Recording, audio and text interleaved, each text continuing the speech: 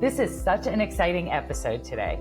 Please stick with me as we explore the journey of Eric Schultz.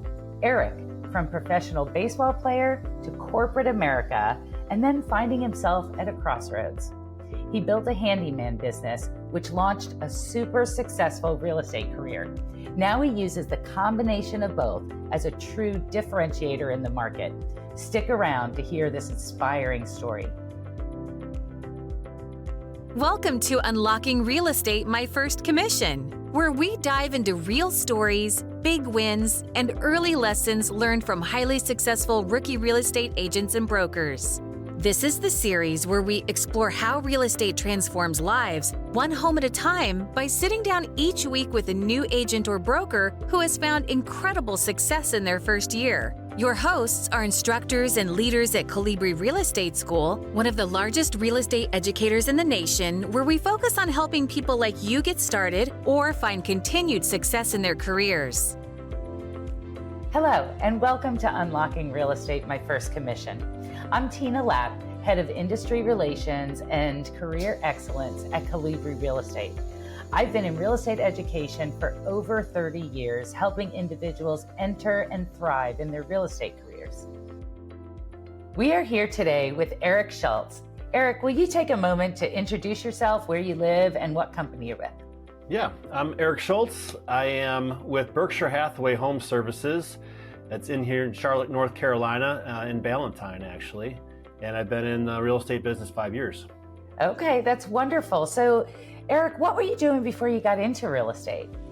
Yeah, that's a really fun and interesting dialogue, I think. Great question there. Like many people, maybe they don't necessarily start in real estate. I spent 20 years in corporate America, kind of working my way up the ladder there in a sales role primarily. And I got to the point where I was vice president of sales for a really large company out of Chicago, doing everything right, playing by the book, and closing some really big deals until one day I found out that my services just weren't needed anymore. And without really understanding what that meant, I was out of a job. And in sales, you don't typically get a severance. It's just see you later. And that was it. So I had to try to figure out what to do next. Wow. And like so many people, right? You're not alone. And somehow from that, and blessing in disguise, I think, how you wound up in real estate. How did that transition happen? What inspired you to start a real estate career? Yeah, my family has kind of been in real estate. So my mom and dad at an early age, invested in properties, bought rental properties, had rental properties, managed those properties. My dad was a general contractor, so he was building homes, and he'd find these old houses and he'd fix them up and then rent them, And so he had, 3 or 4 homes at one point in time. And I just remember as a kid going with him and making repairs and doing little things, odds and ends around those. And I always thought that was interesting for them to kind of take that path of, finding some income outside of his normal day-to-day job. And then kind of fast forward, my brother, he got into commercial real estate, and my sister was doing real estate. And so when the thing happened, it was like, I wonder if that could be a path for me, And so one day I was literally just praying about it because I just, as the breadwinner of my family, my wife at the time was not working. And I was sitting there going, what am I supposed to do? How am I supposed to provide for my family, these 3 kids, my wife, right? And it just kind of came to me. It's like, God was like, you have other, abilities and gifts that you're not even using. I gave you some unbelievable gifts that you're not even touching yet. And I was just like, I wonder what that could be, Yeah. And it just like hit me like a ton of bricks. It was like, you have like this ability with like your hands, right? You know how to like fix things and make things. You grew up building houses with your dads. Like take that and go make some money, And I was just like, all right. So I got online. I got my Charlotte handyman, and I printed off some Vistaprint business cards and some flyers, and I just started walking around my neighborhood with them. And I thought, well, if I could start making some money this way, that might at least get me started down this path. But at the same time, I was like, well, real estate could be a really good fit too. So I signed up to start taking my real estate classes then as well. Wow. And so very entrepreneurial of you. So you're jumping in, you're doing handyman work, you start your own business, and you decide, I'm going to connect real estate to it. Yeah. How did that happen? And was there a specific person or an event? Did you know someone in real estate sales? How'd you make that connection? Yeah, so my brother-in-law, he was in this kind of wholesale business, and where you see those signs, right? We buy old, ugly houses and all that kind of stuff. Well, people, they sell their houses that way, obviously. And so I started kind of talking to him about it, and he's like, hey, there's a group in Charlotte there, and that's what they do. You might want to reach out to them and see if you would, be interested in working with them. They have a kind of like this position where you go and you talk to the homeowners about selling their house. It's very much a sales job, right? You've got to quickly build rapport with people. You've got to quickly help them understand the value of their home, and then get to a number with them, and then sign on the dotted line before you leave. It's a 2-hour maybe turnaround. You know what I mean? Yeah. So you've got to. I kind of took that sales past of mine, and I applied it to that role after I interviewed with them. But they also had a real estate side of their business, and that kind of interested me. And I was like, as I was taking my classwork, I was working for them to find these wholesale deals. At the same time, I was doing my handyman work in between all of that. So it was like 3 different things, right? I was going to classes, and then I was certain days a week I was doing handyman work certain times of the day, and then other times of the day I was running off to go talk to some seller of a house. It's kind of what you do if you've got to figure this out all over again, right? I'm just not the type of person that sits and waits for something to come to me. I go get it. And so that right there was just like a lot of like turning pieces. And then when that kind of wholesale thing, and after I got my license, I moved over to the real estate side of their business, because I just felt that was more of where I wanted my life, my kind of trajectory to go. And so they already had this real estate side. So I just joined that team with them, and, got some of my first transactions that way. Yeah. And I'm so excited to jump into the story, because you have a really great business model and a story. Let's go back to getting your real estate license. But just real quick, I want to hit on that. Yeah. So you were juggling an awful lot of things. Yeah. And so how did you take your classes? Did you do them online or in the classroom? Well, this was before COVID, so we were in the classroom, and I really enjoyed that part of it. It was Superior there in Ballantyne, and Cool. It was during the day, and jumped in, just on a recommendation from my neighbor who was a real estate agent. She's like, you got to go to Superior and take your classes there, and I was like, all right, great. So I jumped right into that. Yeah. Do you remember how long it took you to get through the classes? Yeah, it was a couple months, I want to say, Okay. Of classes. I think it was like twice a week. Maybe it was like a Thursday, Friday, or maybe it was even a Saturday, Sunday I was going. I couldn't remember. I can't remember off the top of my head, but it was like about 4 hours a day, right? And you go through the work. And then during the nights is when I would do my study. And so after I got home and got everybody settled and food and kids in bed and everybody settled, I would go and just study until 1 or 2 o'clock in the morning. That was my time to get it done, on top of everything else that I have, the invoicing and other jobs and quoting and stuff. So wow. You find the time, right? If you're hungry enough, you find the time to make it happen. That's great. So you were juggling an awful lot of things, Yeah. and you're still running your other business. You're moving over from the wholesaling to more traditional real estate sales. Right. What did you expect going into your first year? And I know it took you a little bit of time to get your footing. So going in your first year, what'd you expect? Well, I didn't quite know what to expect. I kind of went in with eyes wide open, and I thought, hey, if I can meet people and just have friendly relationships with people, I felt like my whole career was built on relationships, right? And like, this is a relationship business, like most sales businesses are relationship businesses. And so if I can build relationships with people quickly enough, then I would be able to kind of get this thing rolling. The other benefit of being with this group is they had a lot of wholesale deals coming in that weren't a wholesale fit. They were more of a real estate, listed fit. And so I got excited about joining that team because they were giving me leads already, like right away. Now, this was 2020 when I started real estate, and we all know what happened at the spring of 2020, right, with COVID. Yeah. So I was working with an investor actually who wanted to buy 3 or 4 homes, and we were looking at homes, and we were ready to put a couple under contract, and we actually had offers out, and then basically everything shut down, right? Like done.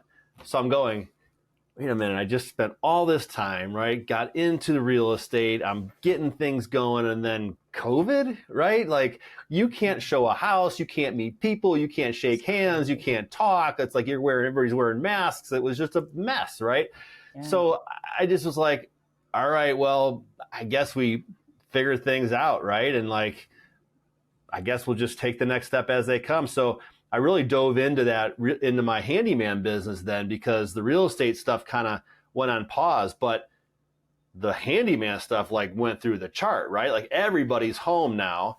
Everybody in my neighborhood's calling me. Eric, I need a door on this wall. I need to build a wall. My kids are home. They're driving me nuts. I need to get this fixed. So I'm running around like, I just like trying to keep it all straight and going, all right, I can help with that.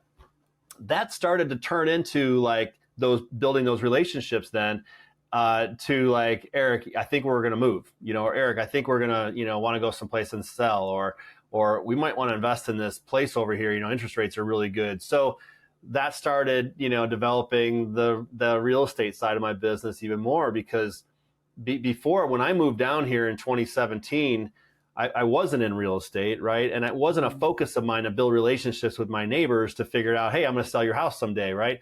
So until 2020, when this whole thing happened, I didn't really have a sphere of influence. I didn't really have a sphere down here. Everybody was up north in Chicago, where I was from, right? And so it was really difficult then to look at that. And this might be what some people are thinking, is like, I don't know anybody, right? I don't know anybody. How am I going to start my business without knowing anybody? There's a lot of people that are from here though, or from wherever they're taking their courses, and they do have a sphere. Or you're young and you've got a lot of young people, and they're getting ready to buy their first home or whatever. Like, you're in a much better position than I was, And so just as a kind of encouragement, like, you should run with that, right? For me, I didn't have anybody. There wasn't anybody here. So I started from like ground zero, right? And no sphere. So it was really, for me, the handyman business that got me in the door to talk with people about their home. And then eventually those started to turn into real estate transactions.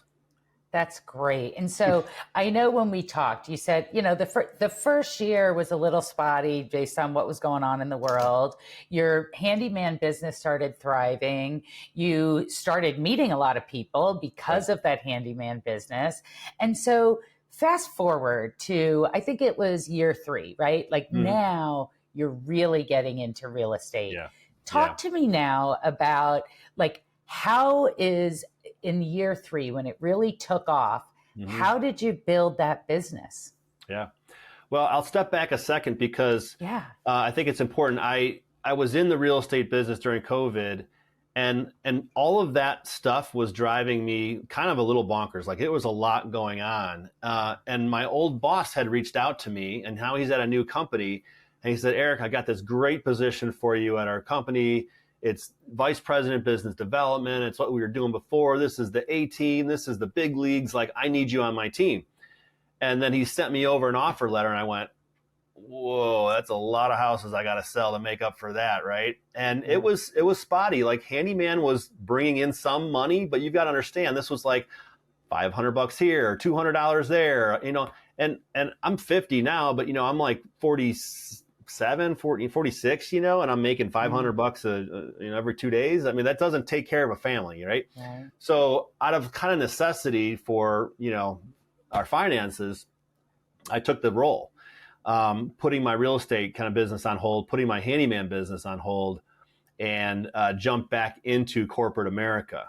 Hindsight being 2020, I never should have done that. I was with the company for 2 years during COVID, in a sales role where nobody was buying anything. They couldn't even get goods across, from one side of the world to the other. I mean, they were just trying to figure out how to buy paper to make their product, right? Companies didn't want what I was selling. And so it was really kind of hit my head against the wall for 2 years. And when that didn't work out again, I was like, all right, full steam into real estate. I'm putting all the effort into this. So really, Tina, what I did was I just kind of really turned the focus up on real estate. And I said, all right, I need to advertise, right? I need to be at places that are going to be around other people that I can talk about real estate. I'm going to ramp up my handyman business like I never have before. I'm going to turn it on, the afterburners on this one. And so I was advertising for that. As soon as the word got out in my neighborhood that I was back doing handyman work, it was like my phone started ringing off the hook. And, people were just kind of waiting for somebody to help them because, Yes. As you look around, if you've ever gone through trying to hire somebody to do something at your house, there's always this okay, they didn't call me back, or I didn't get the estimate, or now they said they're going to come and they're not here and they're late or whatever else it is. That's just not how you run a business, right? And that's not my past. And so being responsive, being, on time, turning things around when I say I will, those are all important pieces to the puzzle of getting and earning the business from somebody. And so, that just really paid dividends for me on building that handyman business back up. But then quickly after that, also announcing that I was, full-time into real estate again, people started to reach out to ask me about how I can help them with their real estate needs. And, that's when I just said, all right, this is where I need to be. That was a little speed bump over there. I got to, kind of take it what it was, but it just helped me really focus then on what I want to do right now. And that's building my real estate business. That's great. So now, couple bumps in the road, figuring it all out. Now you've made the decision. You're going to grow your business. You're going to grow your real estate business. Yeah. And then it took off. Yeah. Right? It took off. And I think, correct me if I'm wrong, but I think it was when you finally focused on it, you sold 5 million your first year when you were focused. How'd you do it? Yeah. How'd you do it? You have your handyman business. You're getting some leads that way. I mean, is there more to that story? There's more to the story, but that's where it kind of starts. It starts with the handyman business and just being in the right place at the right time sometimes. And it's happened to me more often than not that I go to somebody for the first time even, and we're talking about, making some repairs in their house. And I often just ask, I'm like, so tell me why you're making all these repairs, And sometimes it's like, well, we've been putting a lot of things off. But sometimes they say, well, we're thinking about selling the house, and I think these are some of the things we'll have to fix before we sell the house. And I was like, well, I'm a real estate agent, and I'm a great listing agent. I would be happy to help you out. Are you working with an agent already? And sometimes they say yes, and sometimes it's no. And so I get the opportunity then to, basically pitch my services to them right there on the spot. And what's really kind of worked out well for me in that case is with my handy business, I offer my services for free up front. So, I will spend time with them walking the house and just putting my eyes on from a contractor perspective of what I see, split tape in the drywall or some dents over here or missing paint there or whatever it might be. And then just putting a list together of here's the things that I think we should, needs attention, right? We need to make these cosmetic updates or repairs. Sometimes it'll be should I rip out these cabinets and put in new ones? Or do I have to update my kitchen or the bathrooms? And we all know kitchens and bathrooms sell houses. And so a lot of the homes, they're nice, but sometimes they could use a coat of paint or they could use some updated lighting or whatever else it might be. So I'll go and walk through the house with them and we'll come up with that list. And then I start knocking out that list for them as their listing agent. So I give them the option and say, hey, look, I can do these things for you and I'll give away 6 hours of my time for free to manage all that. And then I just set an hourly rate after that, which is really reasonable to knock out anything else that I don't get done in those 6 hours. And people really love that. They love the fact that I'm willing to give up my own time and services and energy and manage that whole process for them so that they can just kind of, not worry about it. Eric's got it, right? So if we need something I can't do, maybe we need something with plumbing or electric or whatever, I have resources that I can, bring in. If it's something that I can't take care of, switching out a light switch or an outlet or something, not a big deal. I can take care of that. But if there's something more specific we need, then I've got people, and most agents that are doing a good job have their list of people. But I'd say 75 to 85% of the stuff I can do myself. And there's not a lot of people having to come in and out of their house, right? So they're not having to schedule things. And it's okay, Eric's going to be there. He's got the super key. He can get in access when we're not around. He'll take care of it. And they can go on vacation or they can go do something for the weekend and not have to worry about being around to meet some vendor there, right? So I take care of that for them and make it really easy. And then just having that, ability to do that, I think that really rings, true to some people. And then I think it's just the fact that I've spent 20 years in business development. Part of what I did in that role was negotiation. And like, who doesn't want to have a good negotiator on their side, right? So I always talk about the negotiation skills that I have, and meeting with the CMO and the CEO of these companies and talking about big deals and putting the deals together for them. And it's a lot to do with that part of it too, because you can anybody can list a home, but then when that first offer, those 2-3 offers come in or whatever it might be, who's got your back on that, right? Who's going to tell you what they think about those offers versus, oh yeah, well, I think this is a good offer. It's like, why? Like, why do you think it's a good offer, right? Like, so sitting down with them and really getting in the meat of it and being like, here's what I think. Here's what I think we can do. And here's how I think I can negotiate that with the other agent and get you guys what you want. And I think from the kind of responses I get from my clients after the fact, they're just like, Eric, we knew you had our back 100% all the way through this whole transaction. Like, your recommendations, the way you dealt with other agent, the way you got us to the closing table, the fact that we're getting more money or we're getting better terms or whatever else it was that we wanted, like, you nailed it, right? So that just to me just says I'm doing the right thing. I'm working with clients that appreciate what I bring to the table. And it's maybe different than anybody else they've ever talked to, because I don't know how many agents have that kind of a background, but like, it's been working for me and it's been really successful. And so I think that's a lot to do with how I've grown my business so quickly after focusing in on it really and putting that effort forward of the whatever it might be with the advertising or going to the social things and meeting the people where they're at and talking about my business and just having fun with it too. So I don't think I'll ever kind of turn off the handyman part of it, because it's such a great piece for me. But I hope to be able to grow that business where I have some other people kind of helping to run that so that I can really, again, focus more on the real estate business. But for right now, it's really helping me grow my real estate business, and it's a great lead gen for me. Yeah. And what a great unique niche that you have there, and something so unique to you, which is amazing. So other than the referrals, like obviously you're getting in there, you're doing the handyman, you're picking people up from that in the neighborhood. How are you doing your advertising? Yeah. So with Berkshire Hathaway, what's really great is we have our own marketing team. And I know there are other agents, probably resources like that as well, but I really feel like our team's got a really good grasp on that. And so it can be postcards that I send out when I just list a home or just close on a home or coming soon on a home. It's the database that I have, constantly mining that. I've got just some things on autopilot that send postcards every 2 months to my list of people, right? So there's an investment in that. That can be $500, $600, $700 every 2 months that you're putting towards sending this out. But I've had several people, comment like, hey, that 4th of July one you sent out was awesome. It had a link in there for where the fireworks were, and we went to go watch one of the shows. I was like, awesome. I'm glad you got a use out of that, Or I sold a house in our neighborhood recently, and it had gone for the highest we've ever gotten in our neighborhood at 1.45 million. So I put a postcard out about selling the house, and I got one lead that had me come in and pitch them for selling their home, And so I know that stuff works. It might not feel like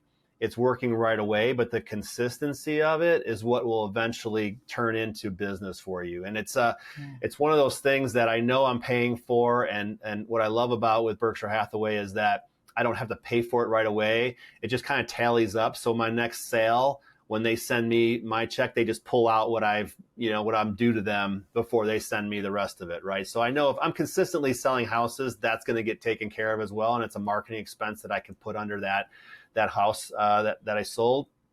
But it's something I feel if you can be consistent with it. I can't consistently call everybody every single day, every other day or whatever it is, although that is a good way to do it as well.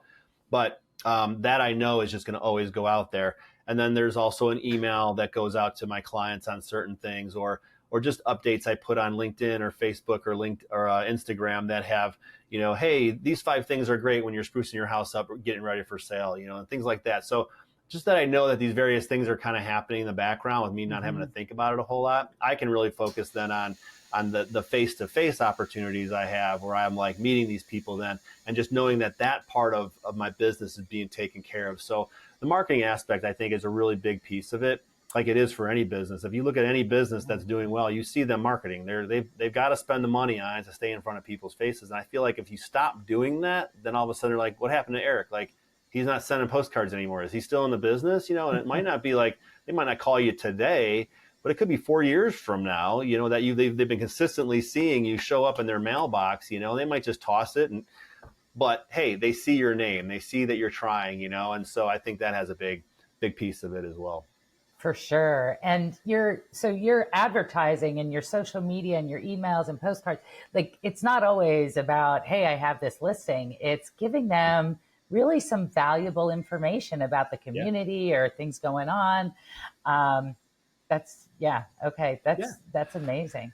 Yeah, I mean, it's just building that relationship with people, you know, and it might be through postcards that's the only kind of way. I mean, I've met people that I live in a great neighborhood, a lot of great people. Yeah. There's 600 homes.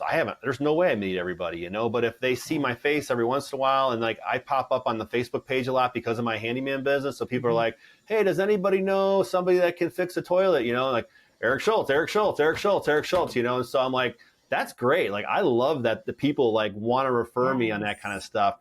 But I feel the other agents in the neighborhood going, man, that guy's going to go over there. He's going to talk about his real estate business and he's going to get that listing. Yeah, well, you know? I mean, that's your intent. That's your intent, right? You know, it is what it is. But, you know, from not selling any houses in my neighborhood to, you know, selling 2 to 3 houses a year to hopefully getting in 4 to 5 houses a year, you know, these homes are $1 million plus now, thanks to, you know, inflation, I guess. But we've all seen real estate go up and up. I'm thankful like that I'm just even in this neighborhood, right? Because these houses that I get to sell are big homes, and there's a lot of pieces to that, right? And they're sophisticated sellers and they're sophisticated buyers coming in, you know, and so you really have to be buttoned up and having those conversations with people about their home and know that they, you know, there's certain things that they'll spend money on and they won't. And so just having those conversations, that dialogue where they can get to the fact of like trusting you to help them make good decisions on where they're going to spend that money, because there's never a house I've walked into that is like ready to go today, right? There's always something we have to do. I have to bring my stager in. We have to talk about what we're going to do to get this top dollar. You know, what are we going to do about these paint colors and this and that? Can we use them? Shouldn't we use them? So I use even like that as part of my marketing, is bringing a stager in who knows this homes in this neighborhood really well, and then just use her to be the voice that says, this is what you should do to your home, versus me saying it. You know, I'm just bringing in the expert, right? Like, I know how to list your house and sell it, but like she knows how to stage it. So let's bring her in. I pay for her time to come in and do that. And it's just a great like way to have that conversation and dialogue with the seller and make them just feel even more comfortable. It's not me telling them what they need to do. It's her telling them what to do. And then together we talk about what we will do together and how we're going to get it ready to sell. And sometimes that's, you know, the stager might be like, you need to like paint this whole bathroom and change all this stuff out. And we might talk later and be like, yeah, I don't know about painting the bathroom. You know, they might be like, yeah, I maybe just change some light fixtures or whatever. And then I'll be like, yeah, I think that's a good idea. Let's save that money for something else, because you've got these other repairs over here we can spend that money on. And honestly, I don't think this will get us that big of a bang for it. This will though, right? Or this will show up on an inspection that we don't want to have to deal with. Let's deal with it now. So things like that, I've been able to just walk through a house and say, you know, hey, let's talk about what we think we need to do. What do you guys think you need to do? You know, well, I think we should change out the countertops in here. They're ugly, this and that. I was like, okay, that's one thing. Let's talk about the rest of the house. And we start putting together that list. And then it just turns out like their crawl space was a mess. And it was like $9,000 to encapsulate their crawl space so that they didn't have any moisture down there, right? So these are things we did before we list the home. So now I can list the home with a new crawl space, and the countertops weren't that big of a deal in the first place. And we spent the money where I felt we needed to do it. So that we could get the best bang for the buck, because at the end of the day, the kitchen might be that big selling feature, but some people will look at that and be like, this is way better than I had at our last place. Yeah. And just because you think it might not, sometimes it's just like, let's leave that alone, but let's focus on some of the other things that I know will come up on inspection, and that we don't have to worry about it. So I think it's a big part of it as well, but just coaching them through that process, right? And like talking to them about it. Some agents, they don't like to do pre-inspections before they list a house. I actually love doing pre-inspections. I think it's one of the things we should do, because that way you know what is you're going to come up against, and let's fix any of that stuff before we list the house. I've had people buy houses sight unseen just because we've had a pre-inspection done and everything was repaired. Wow. I've got buyers from out of state. Sometimes they can't get here right away and they know they need to make an offer, right? But there's a pre-inspection done and everything's been taken care of, and they can walk and make an offer and feel comfortable and confident in that offer. Like, that to me is a win-win, right? So I often get over asked, and that's where I feel like we spent some money up front to just basically put buyers at ease. And even especially now with buyers, just kind of, it's tough right now. Buyers are just they've kind of got, they're in the driving seat a little bit now. It wasn't like that way a couple years ago, but they like to take their time and look at things and this and that. So I think the more that you can make that home ready for them now is you're going to see, more showings and better offers, even in a market we have right now. Such a unique business model, and it's working, yeah. which is great. I'm going to shift a little to a couple things.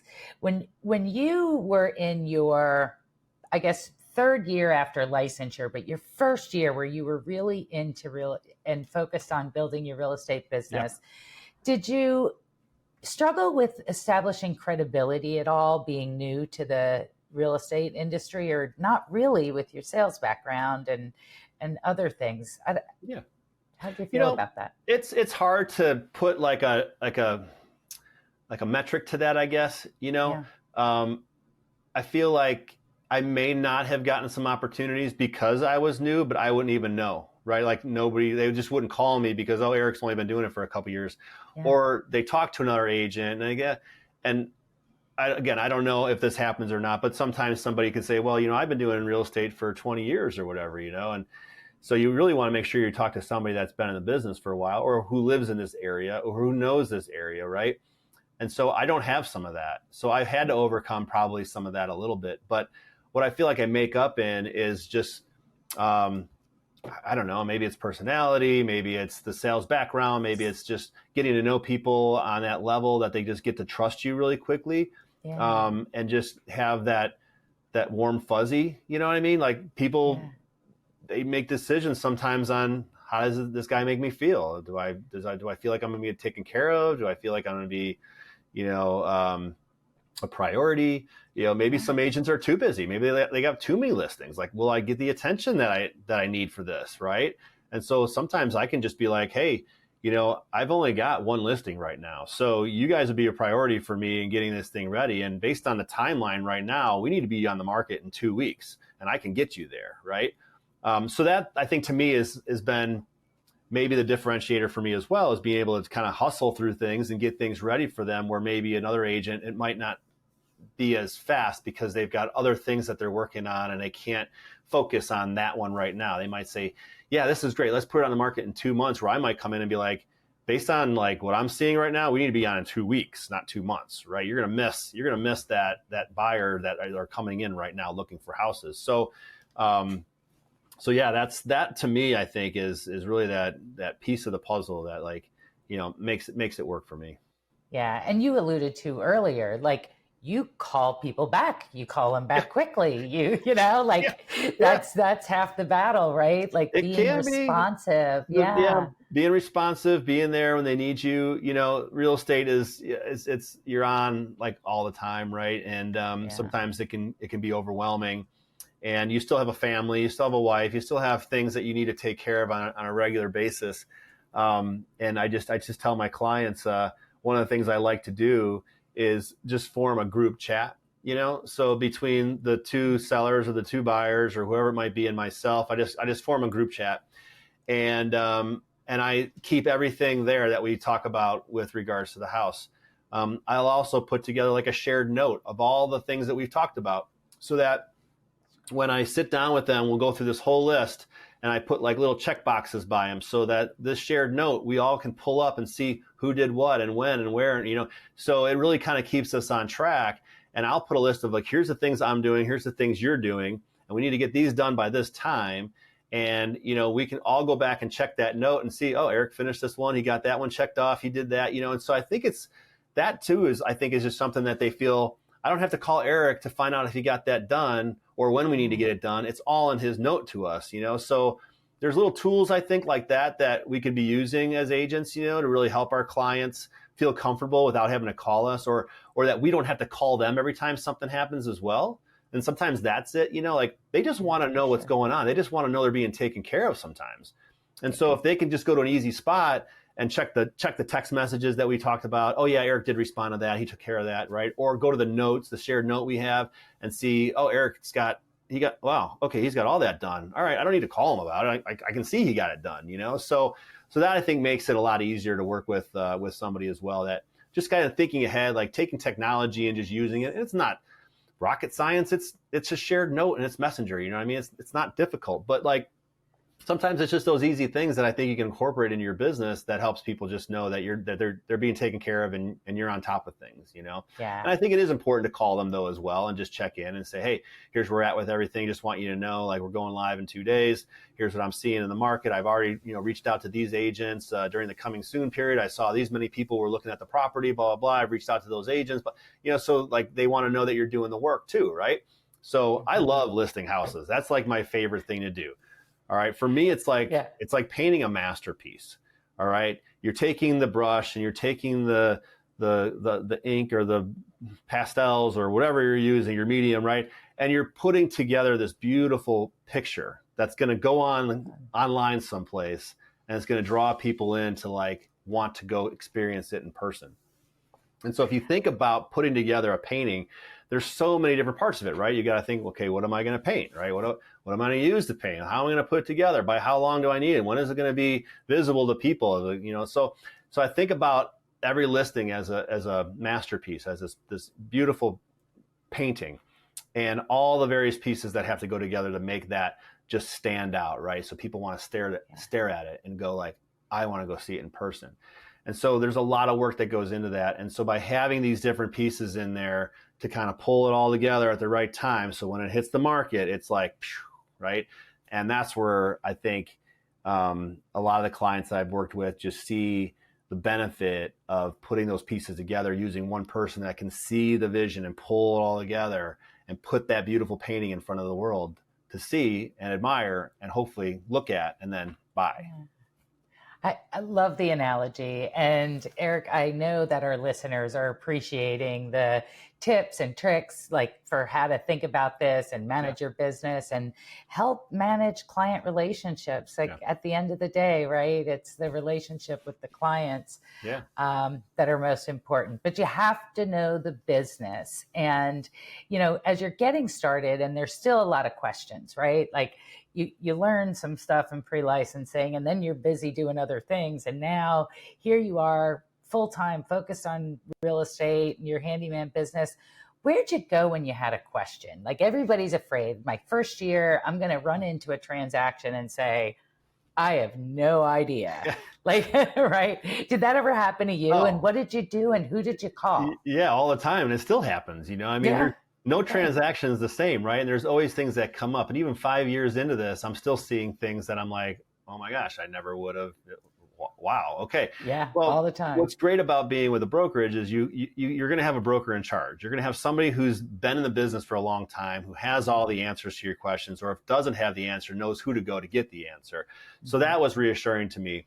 And even in the first years of my business, being partnered on a team and having somebody who is more like a coach or a mentor was really important as well. So I think even like your first 3 transactions, you should be working with another agent who's more seasoned than you within your brokerage to go through the forms, make sure I'm filling them out properly, right? Make sure I'm dotting my I's and crossing my T's. Because that was the one thing that as I was going through it early on, I'd forget to DocuSign and drag that person's initial right in that spot, and it's like, technology is great, but you got to use it the right way as well. And so I remember sending some one time, and she's like, you didn't have them initial the 3rd page or the 6th page. I'm like, doggone it, I just missed it, I guess, So it's little things like that you learn along the way, but like, your sellers, your buyers they're not seeing that, I mean, you make a mistake one time, you might misspell somebody's name and they'll say, hey, actually, I need an I at the end of my name, not an E or whatever it might be. And you're going to mess up, and just don't take it, too big of a deal, right? Nobody's perfect. And so don't be afraid to make a mistake, but just don't try not to make the same mistake twice, right? My old boss told me one side, it's okay to make a mistake, just don't make the same mistake twice. I think it's a good rule, right? You learn from those mistakes and you move on. And yeah, it's hard sometimes that first year to kind of get your first transaction or get your first listing or your first buyer. But you've got to look at it like a business as well, right? Okay, this is my first buyer. They don't know that. They might have asked me that, and to go back to that too, like we talked about that early on, what it's like to kind of have those first things. How do you explain to somebody that you're new in the business, right? Yeah. I like to use the team analogy that I'm on, right? Our team sold $50 million in real estate last year. We've sold 5,000 homes in the Charlotte region or whatever it is. Like, you're on a team. You're not just that individual, but you're the whole team. So I feel like when you start thinking about joining a brokerage, join a brokerage that has a team aspect to it, right? That people are working with you. My last brokerage I was with, and I don't need to name names, but there wasn't a team aspect to it. There wasn't an office you could go to. It was virtual, right? So there wasn't something that I could go and like drive to and sit down face to face with somebody and just like go through the scenarios and maybe role play or whatever else it might be. Like at Berkshire Hathaway, I have that, right? We've got a great marketing team. I've got a great broker in charge. I've got a great team of agents that have been in the business for a long time, some 50 years, so they just have a wealth of knowledge, and just being around that on a regular basis, I think will help to not only just encourage you in the business, but help you like to start thinking through the business and about your business and about like how to take care of your clients. Because at the end of the day, you're not any better than the last piece of business you did, right? So that client that you take care of, they're going to refer you to 10 people, or they're going to tell 10 people not to go work with you, And so you want to be on the other end of that. Obviously, you want to be the one that they're telling other people about, so that you can grow your business. And so, I feed on that. That's like food to me. Is just like, I want that good and honest, like, respect from people that I did a good job, and they want to tell other people about how great of a job I did, because I know that's where my next piece of business coming from. It might not be tomorrow, but it might be 2 years from now, 5 years from now. I don't know, but it's that time you spent with them and just building into them and taking care of them and being there for them and answering their questions, and taking care of. I know that my clients, if somebody ever asks them, who should I work with? I'm trying to sell my house. Eric, my name will come up, because I've taken care of them. We had a huge storm when Helene came through here in October. I had a house that I was listing, and their power went out, and we didn't have any showings that day, and there was no open house or anything like that. But I had a generator, so she's single mom, and she's got 3 kids, and their power's gone. Like, what's she gonna do? So I ran my generator over there. We hooked everything up, and got everything back up and running. And like, that's her review for me, is like, Eric stopped everything to help take care of our family when the power went out, and it didn't come back on for like a couple of days. What would I have done if I didn't have power for a couple of days? I don't know, but I didn't have to worry about it because Eric took care of it, So it's just like thinking about that kind of stuff, right? When you're in that role, it might not be just taking care of their transaction, but sometimes it's taking care of their family. Yeah. Wow. So Eric, it's working for you. You're thriving, this business, you're growing it. Yeah. Yeah. You're loving it. You have such energy. It's great. So where do you see yourself in 5 years? Oh man, 5 years. I buy an island in 5 years, Tina. I've got do it, my friend. So many houses. I'm like, I'm going to buy an island and build some houses and sell those, No, I don't know. 5 years from now, it doesn't seem like a long time, but like, I have 2 daughters. One's in college and one's in high school. She's a senior in high school and a sophomore going into her sophomore year in college. And then I have a 4th grader, my son. So I think of 5 years is like, okay, my oldest could out of school, maybe married by then, like my middle child, she's definitely in college and probably graduating. And then my son is going to be, 8th grade then, I guess by then, maybe. Yeah. 8th grade, something. And, getting into high school, and I'm like, it's not that far away, but 5 years, a lot can That's happen in fast. 5 years. I just feel like if I took the last year and a half of my business, if I can like just double that every year, like I told my wife and my family, I'm like, I want this business at some time to pay for us to take a trip around the world, right? That's a goal that I have. I don't know when I'll get there, but like in 5 years, that may be a reality for us if I keep building the business the way that I'm doing right now. So Yeah. I put that out in front of me as like my big, like, go for it. And, in this business or any business that you might be in where you have goals and ambitions, like what's your go for it and why? Why do you want that, right? So ask yourself that. Why do I want to take my kids and my family around the world? Because it would be an awesome trip and like memories we'd have for our lives, like those are things people can't take from you, right? So the financial part of it is great, right? Selling homes and helping people make that transition and making the money that you hope to make is all great. But like your family, your friends, like those relationships are important too. And like not forgetting about your why. Yeah, for sure. And I have no doubt that you're going to take that trip. I have no doubt. I see it in your future for sure. Oh, yeah. So we're going to jump into the lightning round real quick. A couple of quick questions, 60 seconds or less. Just have some fun. Okay. Learn a little bit more about Eric, right? All right, So, Eric, is there a book or a podcast that you've either read or listened to that you'd recommend for our listeners?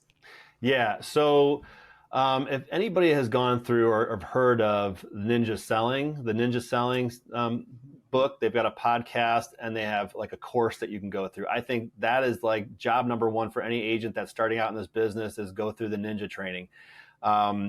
That is, I think, super, super important. I listen to the podcast on the regular. I've read the book probably twice. I've gone through the course. There's just so much gold in there that you can take from it to apply to your business or any business for that matter.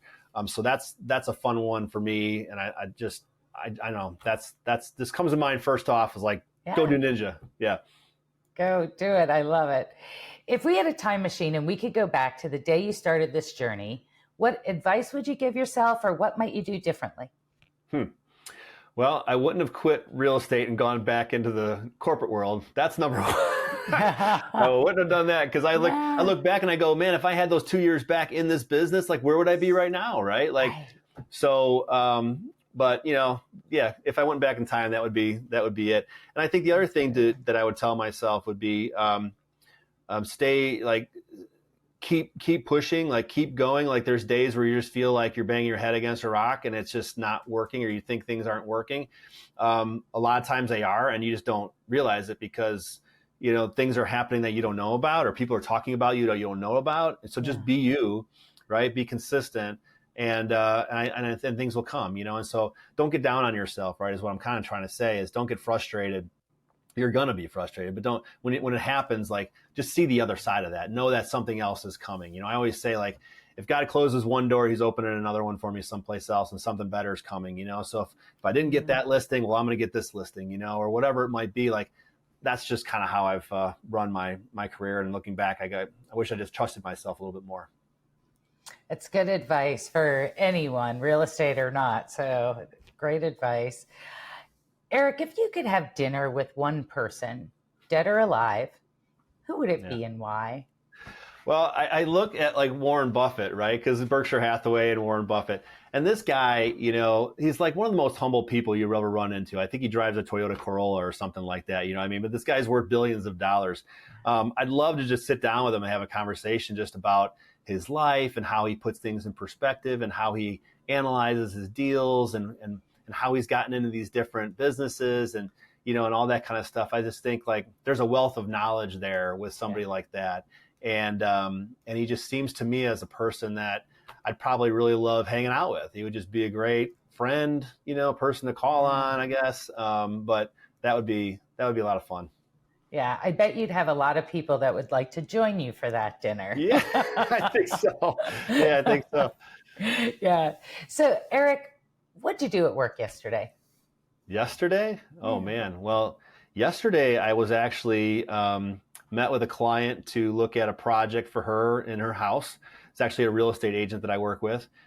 So I get other agents will ask me to do work for them for their clients, but also personal stuff, which is nice. And then I came home and I've been remodeling our kitchen, and we finally picked out a backsplash tile. So I've been tiling my kitchen.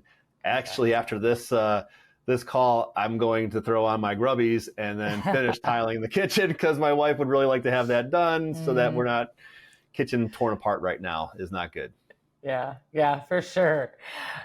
Eric, this is amazing. Where can listeners follow your journey, connect with you, find you on social? Yeah.